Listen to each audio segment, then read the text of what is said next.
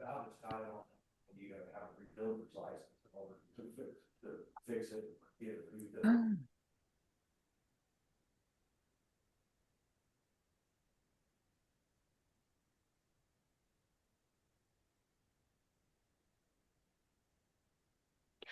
All right, well, it is the 7 o'clock hour. Shall we begin? Okay. Welcome everyone. My name is Karen Broquet. I'm with Capital City, Illinois, Indivisible. First off, I would like to thank everybody for joining and participating in this important democratic process. Um, Also, a little reminder that the primary is March 17th and early voting is already open. Before we start, I would like to recognize Capital City Indivisible and Soy City Indivisible for co-hosting this forum, and all of our co-sponsors, 5051 Springfield, Good Trouble Alliance, Champaign County Indivisible, Christian County Concerned Citizens, Macoupin County Indivisible, Montgomery County Indivisible, Indivisible Illinois, both for co-sponsoring and for providing Zoom support. I'm listing all of those just as a testament to how much interest there is in this race. And we would like to encourage participants, if you haven't already done so, to join either one of these groups or another advocacy organization to keep aware of critical government steps and to be able to collectively participate in effective responses. Now, here are the ground rules for tonight. We invited 4 candidates who are going to be on the ballot for the primary for the Illinois 13 race. One candidate accepted our invitation. So in a minute, we'll be welcoming Mr. Dylan Blaha, candidate on the Democratic ticket. The forum will be moderated by Ms. Tabitha Cardin from Jacksonville Indivisible. Mr. Blaha will have 2 minutes for an opening statement. For the first portion of the forum, Ms. Cardin will read questions that have been formulated by the planning team. Mr. Blaha will have 90 seconds to answer each question, and at the end of the allotted time, you'll hear a timekeeper say, "Time is up." From that point, he'll be able to finish his sentence, but not say anything beyond that. For the second portion, audience members will have the opportunity to pose questions for Mr. Blaha. So audience members who want to submit questions can do so by typing it in the chat. And we are requesting that folks use the chat only for posting questions to the candidate. We have 2 question moderators that will be selecting questions, editing them if necessary for clarity or brevity, and then giving them to Ms. Cardin. If 2 or more similar questions are submitted, they may be consolidated into one. We are asking that folks please keep your questions challenging and respectful. And depending on how many questions are submitted, we may or may not get to all of them, but we'll do our best. And lastly, this session will be recorded and will be posted online after the event.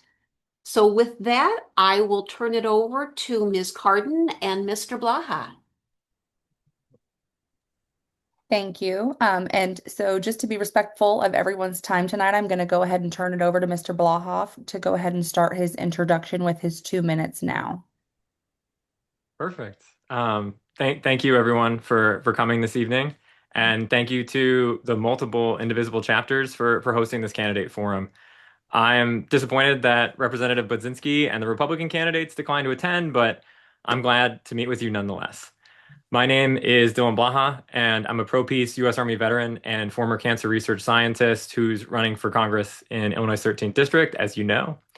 I grew up in Lamont, Illinois, to 2 working-class parents, and I know what it's like to, have parents who struggled to the point where every conversation at the dinner table was about money. And I also know what it's like to work multiple jobs in order to pay rent. I actually dropped out of college after my freshman year because I couldn't afford it, which is why I joined the military in the first place. And I deployed to Afghanistan and Germany during my time in the military on active duty. And a lot of that, I like to tell people that that shaped my worldview. I believe in progressive policies. I believe in social programs because I have seen the power of what they do to help soldiers every day. Ultimately, I decided to run for Congress because of Donald Trump's attacks on American democracy and his attacks on American families, and Democrats like my opponent who enable him. Democrats who vote for these Republican policies, not just thanking ICE, but voting for the Lake and Riley Act, throwing trans people under the bus, voting to continue to give aid to Israel when they continue to do a genocide in Gaza. I want to build a Democratic Party that is strong enough to stand up to Donald Trump. And that means policies like Medicare for all. That means policies like building affordable housing. And so I'm excited to talk to you today about all of it.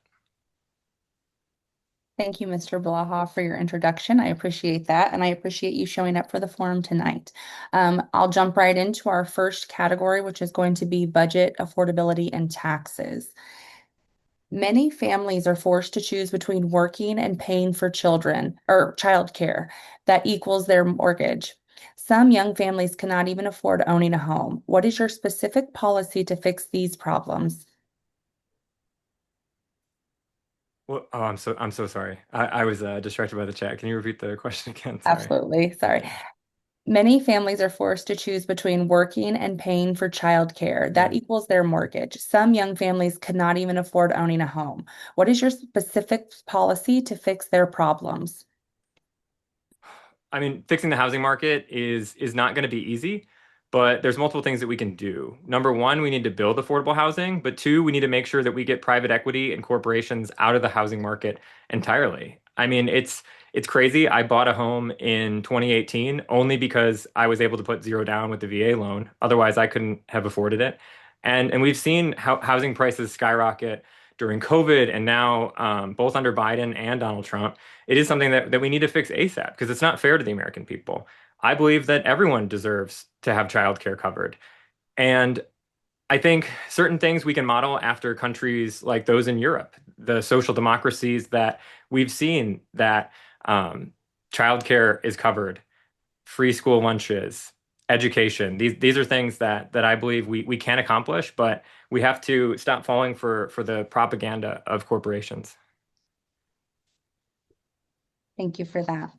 The next question is, the Social Security trustees have forecast that the program's trust fund will become insolvent in 2033, which would create a forced reduction of benefits for retirees. What specific measures or policies do you propose to address the program's finances without cutting benefits?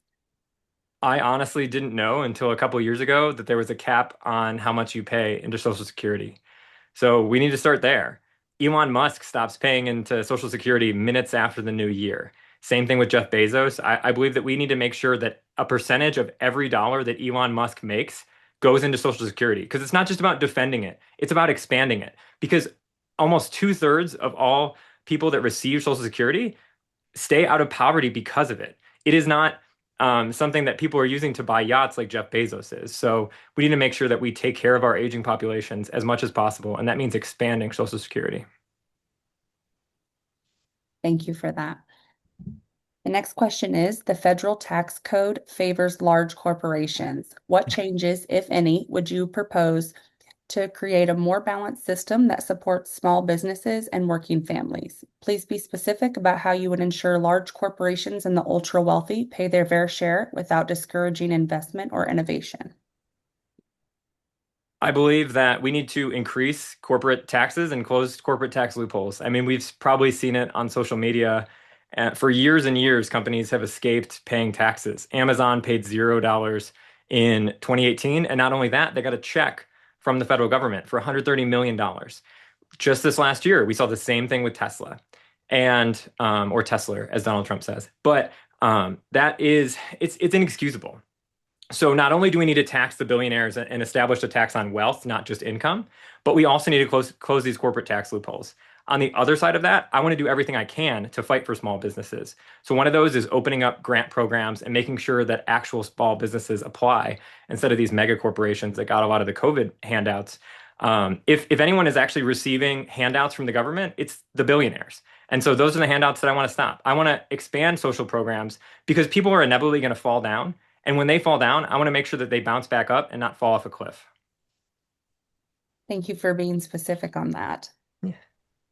So the next question, and this is the final one for this category, is interest payments on the $38.5 trillion national debt as of February 2026 now rival major federal programs. How do you balance the budget while still investing in infrastructure, education, healthcare, and defense? I think a lot of it is reallocating it to things that are necessary. That means cutting the defense budget and investing that money into our communities.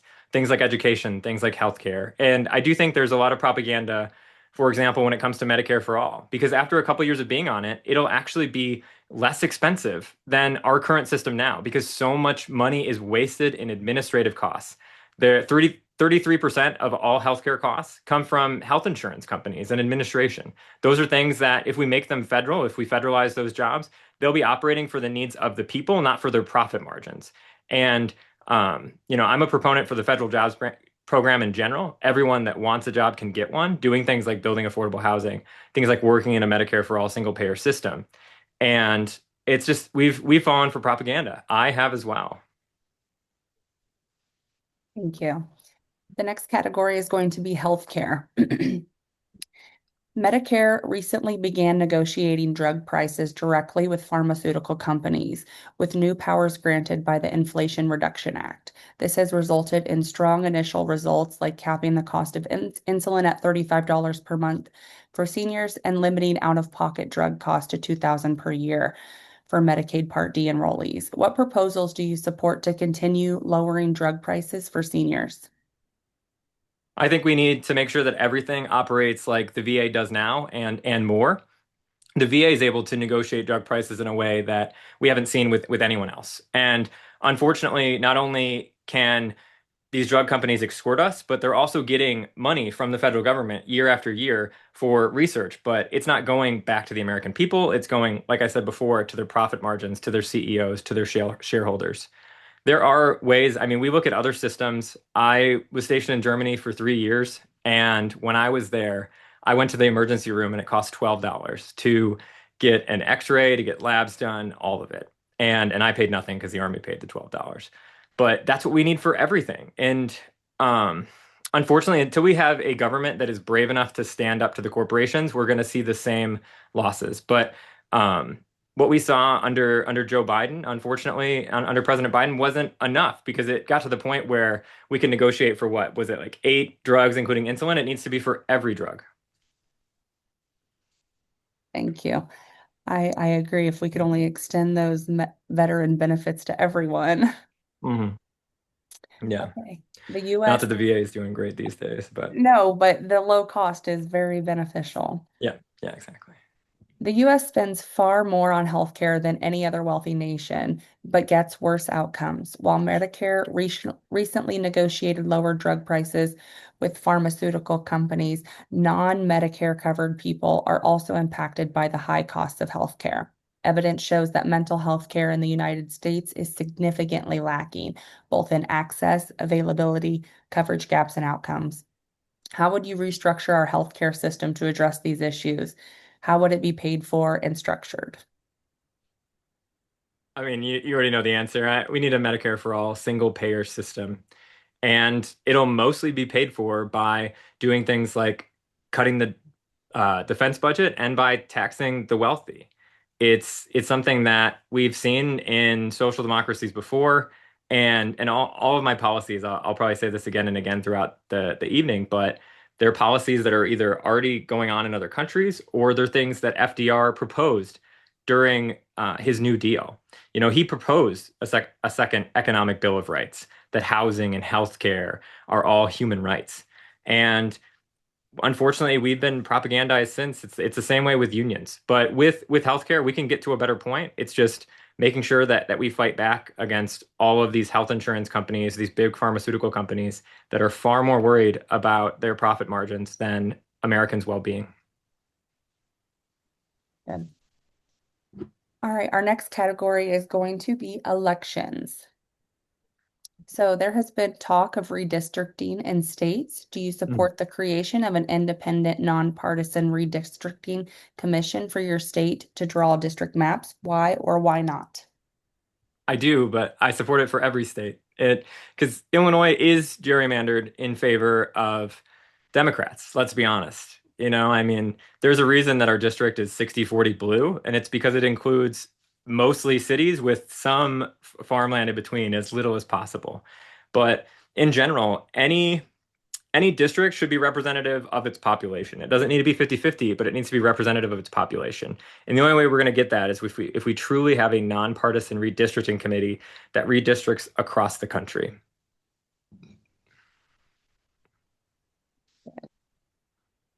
All right.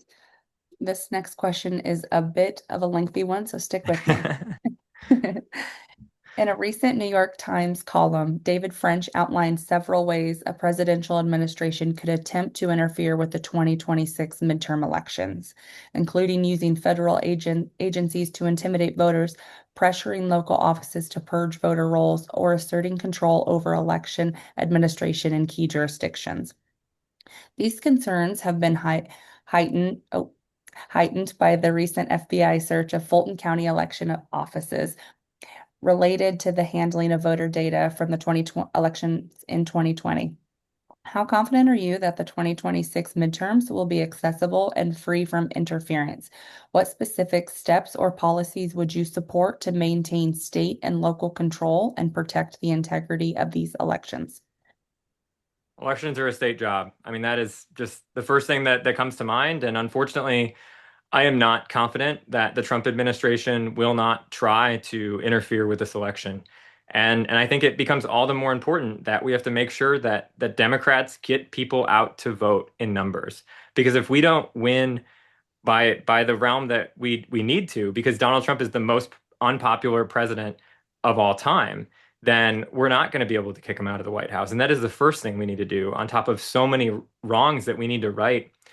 But I mean, once we get into office, there's a lot that we can do to make sure that we can protect this, the integrity of our elections. Things like the John Lewis Voting Rights Act. We need to work to undo all of the voter suppression that's happened in so many states. There's over 800 voter suppression laws on the books in different states that are meant to disenfranchise women, disenfranchise Black and brown community members. And it's just, it can't stand. It's something that we are going to need a commission for to make sure that everyone has access to vote. I believe that Election Day should be a federal holiday, and all of these different things. We need to make sure that everyone has access to vote. I completely agree. In the meantime, signing up to be a poll worker or poll watcher is great for our elections as well. So the next question is, the Electoral College system was designed to balance oh my gosh, sorry. Let me start over here. The Electoral College system was designed to balance popular with the geographical representation. However, many believe that the system treats votes unequally.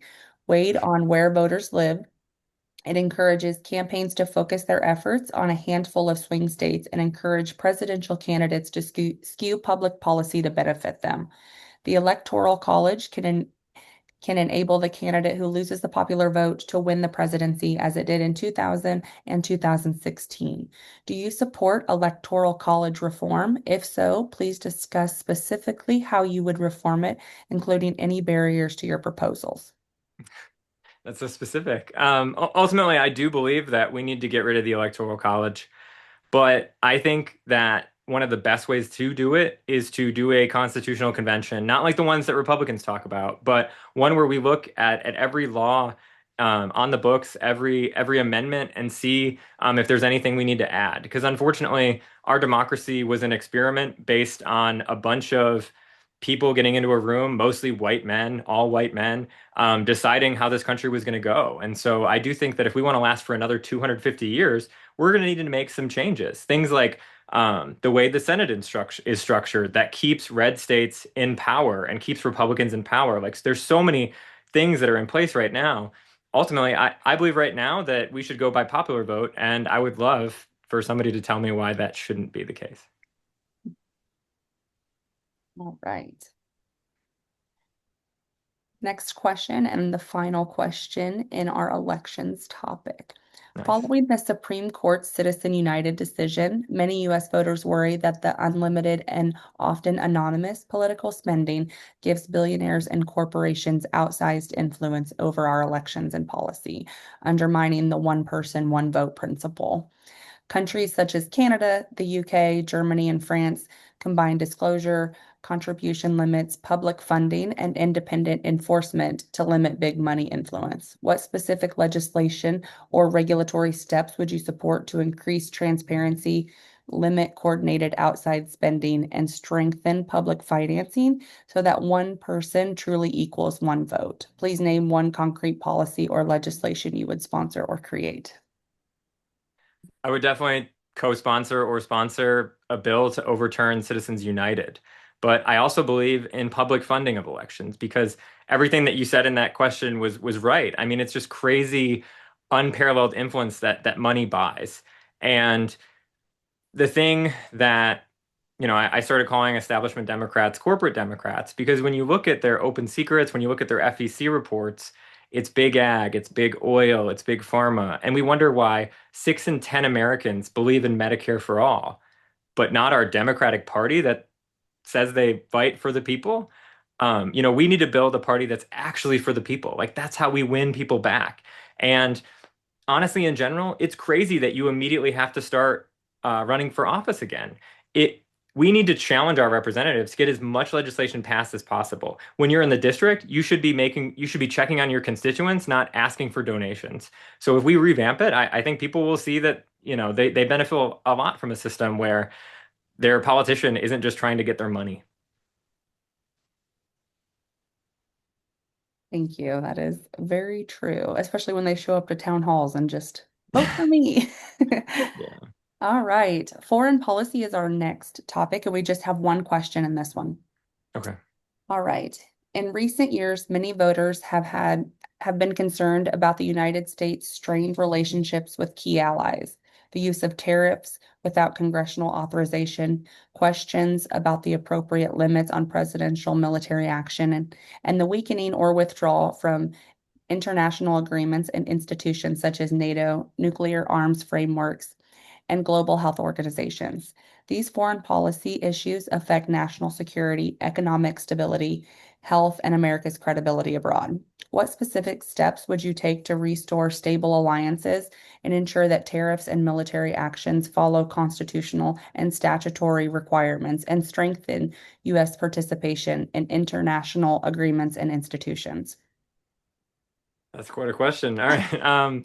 First of all, I think that, I said earlier, I'm a proponent for cutting the defense budget, and that's something that I will stand by. Because unfortunately, during my time in Europe, the other 31 countries in NATO assumed that we would bail them out of any conflict. That is the general impression around the world until probably Donald Trump took office and they realized that would not be the case anymore. But it's one thing to have a good military to defend yourself and to help out an ally in the time of need. We can be one of 32 in that instance. And especially if we're going to get aid to a country, we need to hold them accountable for war crimes and genocide and apartheid and everything else. And that's something that I will stand by. I will stand firm. Like in the case of Venezuela, it was illegal. It doesn't matter who their dictator or who their leader was. Unfortunately, we don't have the right to do that, especially when we've installed dictators in places like Iran in the past. Unfortunately, there's just a lot of I appreciate all the emojis on the left side of the screen. But we've been a huge destabilization point for the world in the past, unfortunately, and a lot of it was with economic sanctions too. Part of the reason that we've had so many refugees in America is because our economic sanctions didn't punish the party, the government in power. They punished the people of that country. All right. Our next topic is going to be immigration. Current immigration policies and violent deportations create both humanitarian challenges for families and economic challenges for employers and local communities. Problems include long visa backlogs, limited legal pathways, and inconsistent border and asylum processes. What specific steps would you take to modernize the system, reduce backlogs, and create fair, workable pathways that support both human dignity and economic stability? Please name one policy or bill you would support. I would support a bill that increased pathway to citizenship, something that was able to set incoming immigrants up with a Social Security-like number that we can help them get a job, and they already pay taxes anyway. And then whatever benefits that we have, hopefully it's Medicare for all at the time, then they can enjoy in those too, because they're a part of the American economy. They're a part of our American communities. But unfortunately, this has been a fight for a long time. It's one of the things that we've seen the most misinformation on. And it's something that the Democratic Party has completely not lost the narrative on, because our immigration system is broken, but it's a paperwork problem. It's an administrative problem. And unfortunately, ICE was created post 9/11 during the War on Terror, and it has turned undocumented immigrants into essentially terrorists. That they are using the same techniques that we did, and which were also sometimes war crimes at the time in Iraq and Afghanistan, here on the American people. And, over 40 ICE agents have murdered Americans or immigrants since Donald Trump took power, more than Renee Good, Keith Porter, and Alex Preddy. And we need to make sure that we hold them accountable too and abolish ICE. This will be our last question in immigration. DHS budget increased $170 billion. The Customs and Border Protection, CBP, and Immigration and Custom Enforcement, ICE, have increased the use of violence and violated the constitutional right of immigrants and U.S. citizens since their budget went from $8 billion to $85 billion. There were 32 deaths of detainees in 2025 and 8 deaths so far in 2026. What is your vision for the role of DHS, ICE, and Customs and Border Protection today and in the future? I think we need to go back to a system like INS that came before, because they handled paperwork problems, and that is what immigration is. It fell under the DOJ, and it can again. To be quite honest, we need to scrutinize every single part of the Department of Homeland Security and see if it's really a necessary function, because the DOJ is law enforcement. And we're seeing right now what Donald Trump is weaponizing, all of ICE that he's weaponizing against American citizens, the fact that they're making a list of domestic terror threats if you go to a protest. I mean, that is something that's been around in both Republican and Democratic administrations. And I do think a lot of it's money, and it's the lack of pushback. I mean, we saw, I don't know if you did, but what Hillary Clinton said in Munich just yesterday, that, Obama and Biden deported more people and we didn't kill any American citizens. I was like, no, you're completely missing the point, right? The system is broken, but it's a paperwork problem. Thank you. All right, our next topic is Supreme Court, and we have just one question. Many Americans have raised concerns about the Supreme Court, including questions about transparency, the use of emergency rulings, potential conflicts of interest, granting presidential immunity from criminal prosecution, and the perception that the court is becoming more politicized. What specific steps would you support to strengthen ethics rules, improve transparency, and ensure that the court remains an independent and trusted branch of government? Please name. We definitely need an ethics code, but I don't want to stop there. So we also need term limits, and I do want to look at how we can expand the court. And one thing that I have on my website and that I support as well is making sure that any new justices are also approved by a 67% majority of U.S. senators. That we try to get out of this way that we have this partisan Supreme Court. I mean, it is 6-3, and it is going to stay 6-3 or at least Republican-led for a very long time. And we have to. When I said the Constitutional Convention before, this is one of the things that we need to look at as well. How do we implement all of these things now and make sure that We don't get to a point where everything, all the civil rights movement, I mean, Roe v. Wade was already overturned, and we need to make sure that we codify things like abortion as law. But it's just really tough to see what's going on right now. All right. So we've got just two more moderated questions, and then we'll Beautiful. have questions from the audience. So my next question is under governance. Please describe a time that you changed your position on an important issue. What led you to change, and how did you implement your changed viewpoint? I think a lot of it is with the environment, really. I'm a biochemist. I did cancer research. I only know as much as I, read in the news and read up on online. And so, early on, a lot of my policies were saying things like, oh, the Green New Deal, net zero. And unfortunately, we have to reckon with the reality that we need to be a lot more aggressive with that.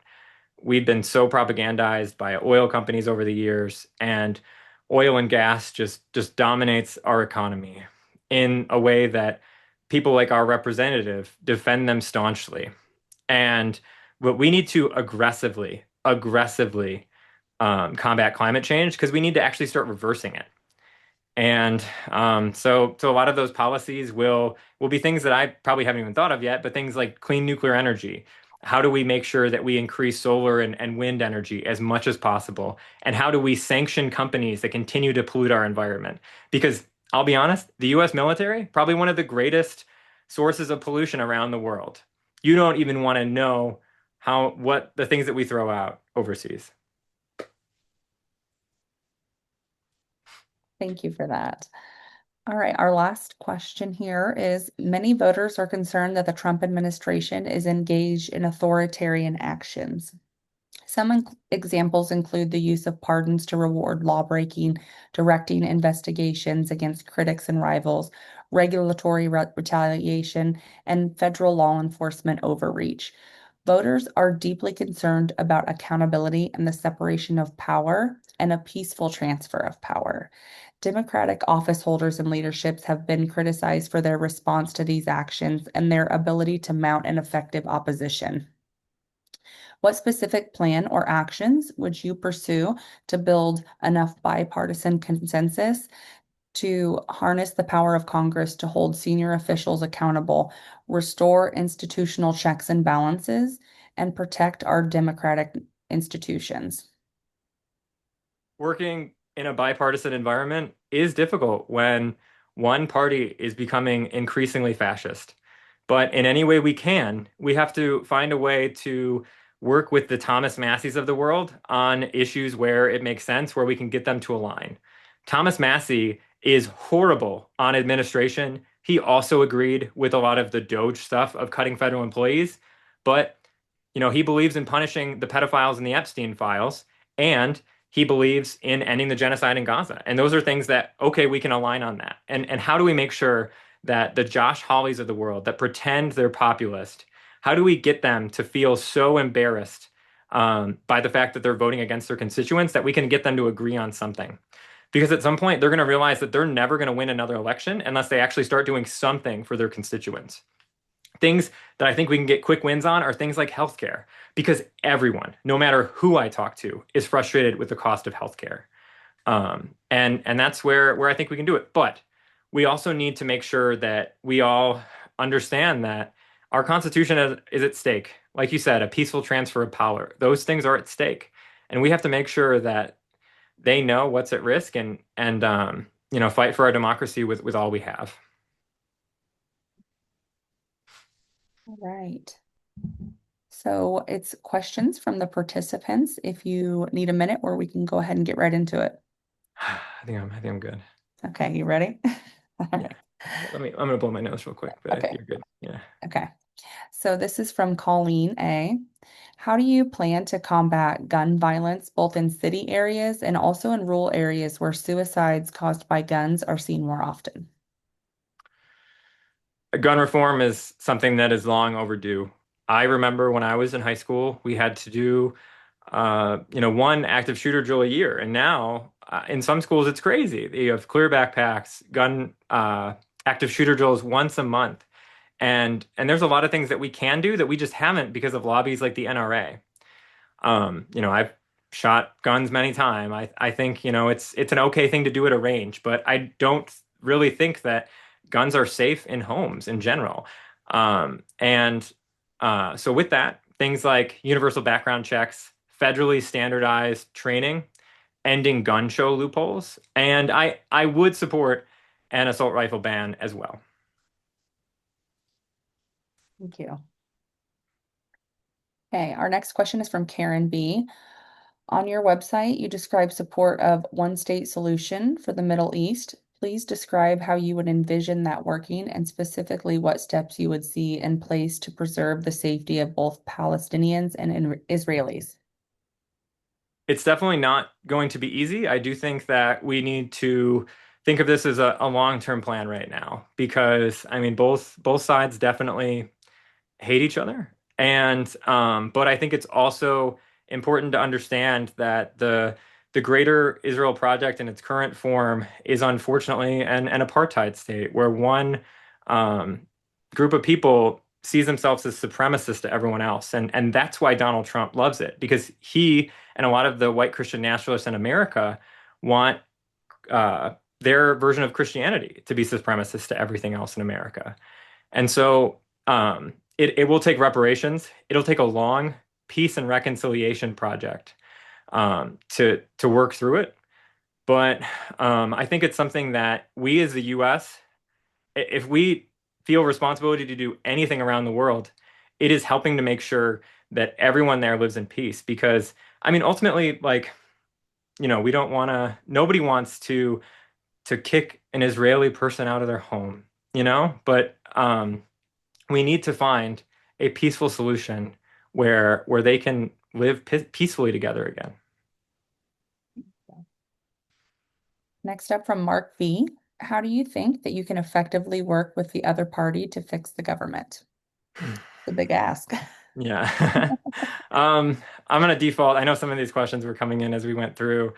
I'll definitely default back to work with who you can without compromising and finding, even if it's just a couple Republicans, that can start to sway the rest of them.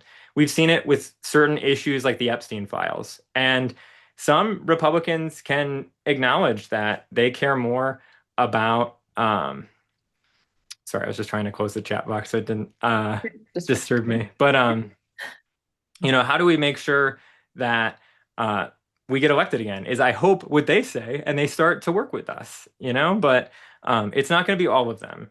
But I will say my hope comes from the fact that I think only about 20% of Trump's base truly loves everything he does.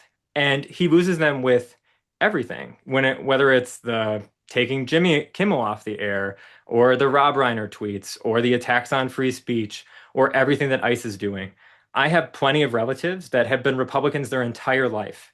And yet, right now, they watch my videos because they like me, I guess, and they start to see it, and they realize that it's an oligarchy that we really need to fight against, not each other. Very true. Thank you.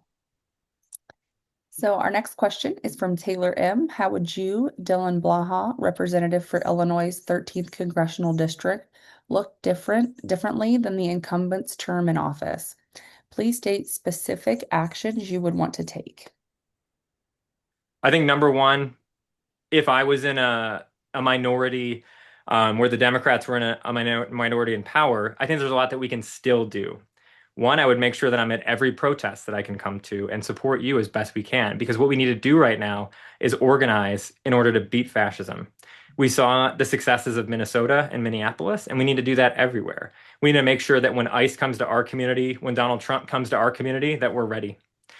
Second, I would introduce as much legislation as possible. I mean, this is something that at least if we get the House back in 2026, it will definitely look different, that we will definitely implement policies. Even if Trump vetoes every single one, Americans can see what they could have. But I talked a little bit before about the propaganda, some on the internet call it brain rot, whatever it is. There is just a lack of social media literacy in the world. And so we have to do everything we can to get the message across to people, no matter who they are, and where they're from to educate them on the truth, the reality of what's going on, and find ways that we can reverse the propagandizing that's been going on the internet for too long. Next question from Jim D.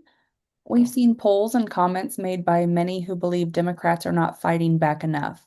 Seems cynicism of the Democratic Party is quite high. Do you have thoughts to share on this?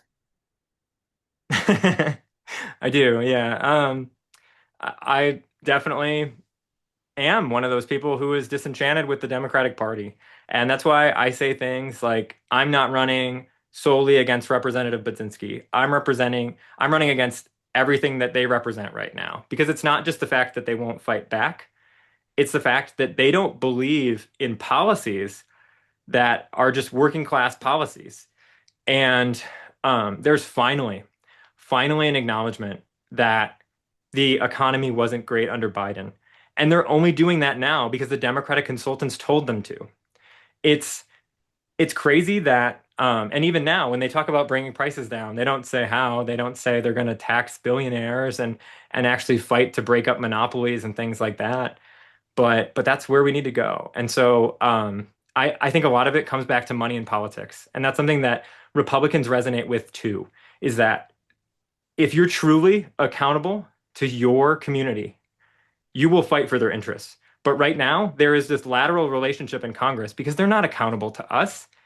They're just taking orders from the tower for what Hakeem Jeffries wants them to say. And I'm done with it. I don't know about you. Okay, great. I feel like I need some glasses. I have to get very close to the screen every time it's time to read. All right, this question is from Jasmine M, and she was a 2024 non-voter. How do you plan to reach dissatisfied and disenfranchised portions of the Democratic Party like Black men? And do you have a job initiative to help increase employment for Black men and youth?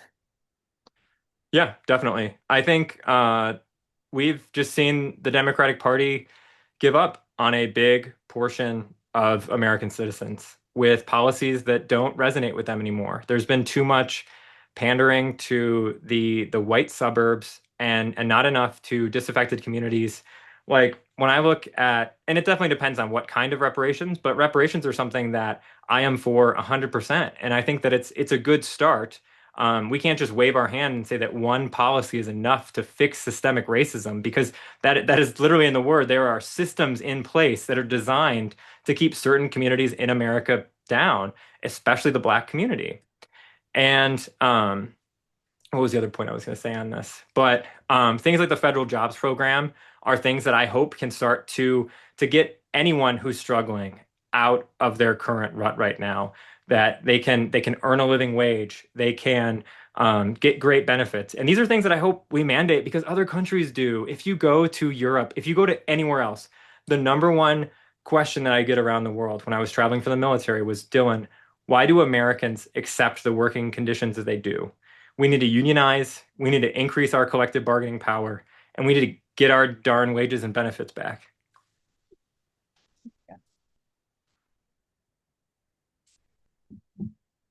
Our next question is from Mark V. Why do you think that you are a better choice than your Democratic rival?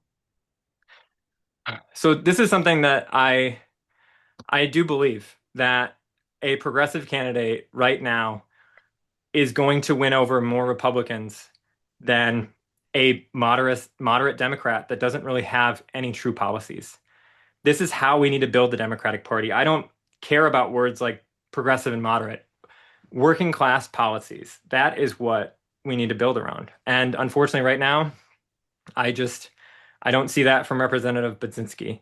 If she suddenly stopped taking money from corporate interests and started believing in these policies, then I wouldn't see a reason to run. But until she does, I will keep running. Does that mean that if you do not win this nomination that you would run again? Yeah. Good. That's good to know. All right. All right. Our next question is from Brandy. Dylan, community health centers in Illinois are having a very difficult time recruiting and retaining clinician staff. Do you Yeah. have any ideas or plans to encourage mental health clinicians to stay in the field? I think it's something that we need to revamp in so many ways. One is just making sure that our working class professionals are paid a living wage, whether they're nurses, teachers, social workers, et cetera.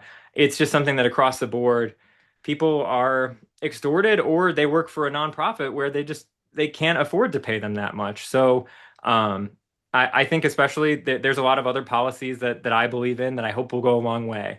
Things like ending student loan debt and making sure that we actually realize that in today's society, it is essential that everyone get a secondary education, things like that. But unfortunately, it's it's tough. And I want to do everything I can, whether it's expanding the family tax credit. And I hope that all of these policies collectively will benefit people. And then we can actually hone in on the people that are still struggling and help them a lot more. Because right now, yeah, it's bad. Everywhere I talk to somebody, I'll go on a rant for a minute. I don't know if I'm timed or not, but people You are are. worried about paying their student loans. They're paying about their health premium increases, and it's disgusting.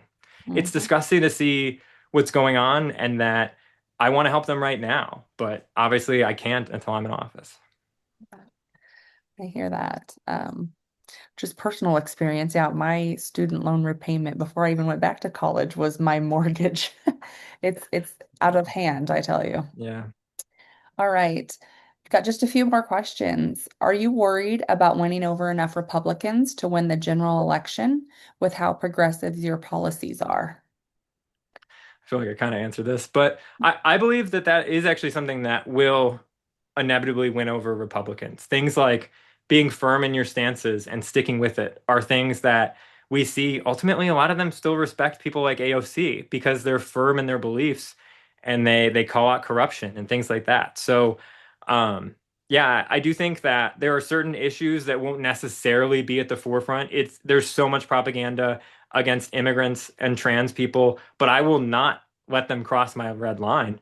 I mean, is it the first thing I say when I come in the room? Absolutely not. But if they say something against immigrants or trans people, I'm going to call them out on it. But ultimately, we are in a 60-40 blue district. So we do have that safety net, but we've been winning over Republicans every day of this election. I've knocked on doors from people that were Democrats. They voted for Donald Trump. They realize it's wrong. There's a lot of people we can win over that way too. Yeah. All right. Um, this is from Jasmine M. My dissatisfaction with the current representative stems from their vote for the Charlie Kirk political violence bill. However, there has been no noticeable action taken against those who assaulted Maxwell Frost or Ilhan Omar. What are your thoughts about combating political violence? It is something that we do need to get a hold of very quickly because unfortunately then we would live in a society where our representatives never want to go out in public because they're afraid for their lives. And I've had my fair share of death threats after speaking out against unlawful orders and things like that. And it's really tough to see. So I do hope that in general, increasing social programs and helping to meet basic human needs will help to people to not want to do those things. But um, yeah, I would definitely look at different ways that we can protect our representatives more. It's hard because a lot of people right now don't have any security, and yeah, it's tough to see. All right, they're just typing out one more for me, so I'll get this one. It says, a very important question, Cubs or Cards?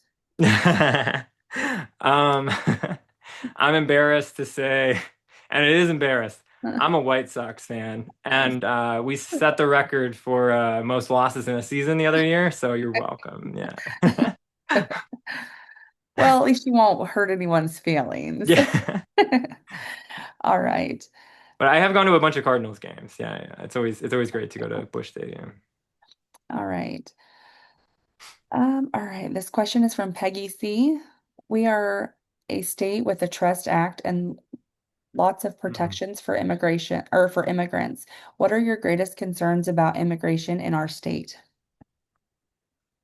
My biggest concern is that we're not doing enough at the state level, and that is something that I'm happy to work with our state representatives and push for just enforcement of the Trust Act. For example, the fact that police should not be working with ICE, especially when most of the warrants that they're serving are administrative warrants, which means that an ICE agent filled it out themselves rather than going to a judge and getting an actual warrant.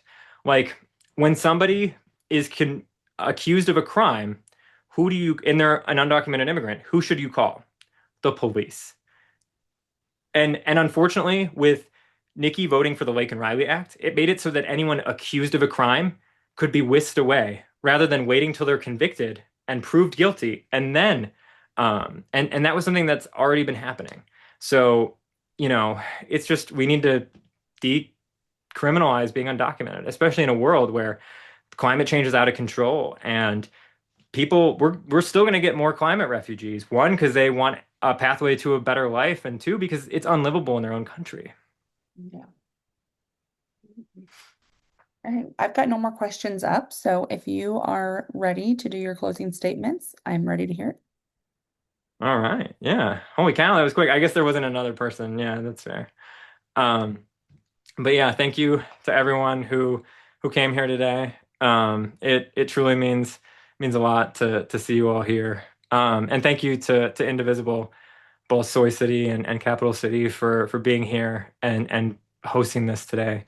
I know as a grassroots progressive candidate, sometimes it can feel like a long shot, and I know I don't necessarily have a lot of friends in the establishment, so it means a lot that you had me here, even after my opponents all declined to attend.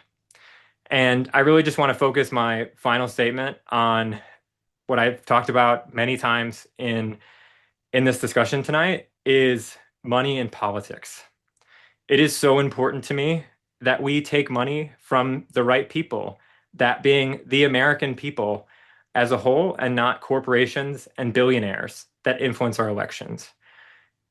I'm sure some of you have heard of acronyms like FIRE before. It's donors in finance, insurance, and real estate. And they're the biggest donors to both parties. But it doesn't really stop there. And so what we're seeing with Donald Trump is very explicit. They are giving him bribes so he can deregulate and help them out. But this didn't start under Donald Trump. It's bigger than Donald Trump, and we need to change this oligarchic system that is keeping working people down. That's why I only take money from grassroots people around the country. And it's honestly an honor to me that we've gotten a following around the country. And I think that over these last couple of months, we've really been able to go to every community in our district and make sure that we hear their voices because they need to be heard. And Time's up. oh, shoot. Perfect. Shoot. Sorry. That was my only time. I know she was Thank you waiting all. for that. She's ready to do her job today. Thank you, Stephanie. All right. I just have a few thank yous to give out before we head off. But I just want to say thank you, Mr. Blaha, for coming tonight. It means a lot to the district that you showed up, even as the solo candidate. I want to say thank you to CCII, Soy City, Indivisible, Illinois Indivisible, and our co-sponsoring organizations, as well as our audience for showing up tonight to participate in this candidate forum. Remember to join an organization if you have the ability. There's plenty around you, so find one that fits for you. And as mentioned in the beginning, early voting is open now, and primaries are on March 17th. So thank you everyone for joining us tonight. And yes, that will be all. That concludes our forum. Yeah, thank you all. Thank you so much, guys.